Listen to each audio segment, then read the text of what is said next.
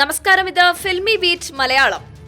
സാമ്പത്തികമായി മലയാള സിനിമ വൻ വിജയം കൊയ്ത വർഷമാണ് കടന്നുപോയത്. ബോക്സ് ഓഫീസിൽ പ്രകമ്പനം സൃഷ്ടിച്ച ഈ കാലയളവിൽ മലയാള സിനിമാ താരങ്ങളുടെ മൂല്യത്തിലും വലിയ തോതിൽ കുതിച്ചുചാട്ടമുണ്ടായി.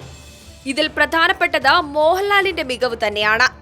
പ്രതിഫല കാര്യത്തിൽ മറ്റു താരങ്ങളെക്കാൾ ഒരുപടി മുന്നിലാണ് മോഹൻലാൽ. പുലിമുരുകൻ എന്ന സൂപ്പർഹിറ്റ് ചിത്രത്തിലെ അഭിനയത്തിനു പുറമെ തെലുങ്കിലും താരമായി മോഹൻലാൽ നിറഞ്ഞു നിന്നപ്പോൾ അദ്ദേഹത്തിന്റെ പ്രതിഫലവും കുത്തനെ ഉയർന്നു. പോയ വർഷം തെലുങ്കിൽ വിജയിച്ച 2 ചിത്രങ്ങളുടെ ഭാഗമായിരുന്നു മോഹൻലാൽ.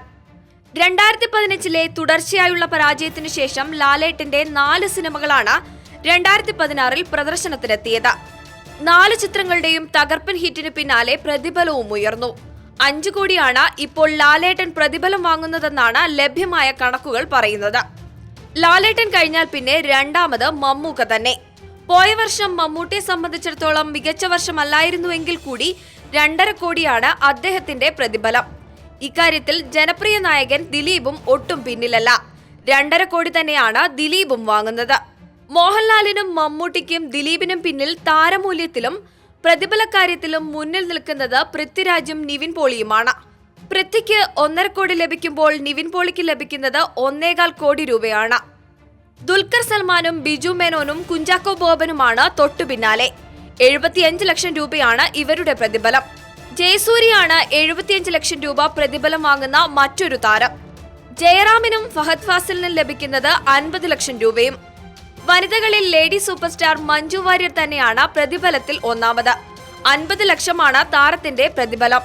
4 ചിത്രങ്ങളുടെ ഭാഗമായ ആശാ ശരത് 10 ലക്ഷം രൂപ വീതമാണ് പ്രതിഫലം പറ്റുന്നത്.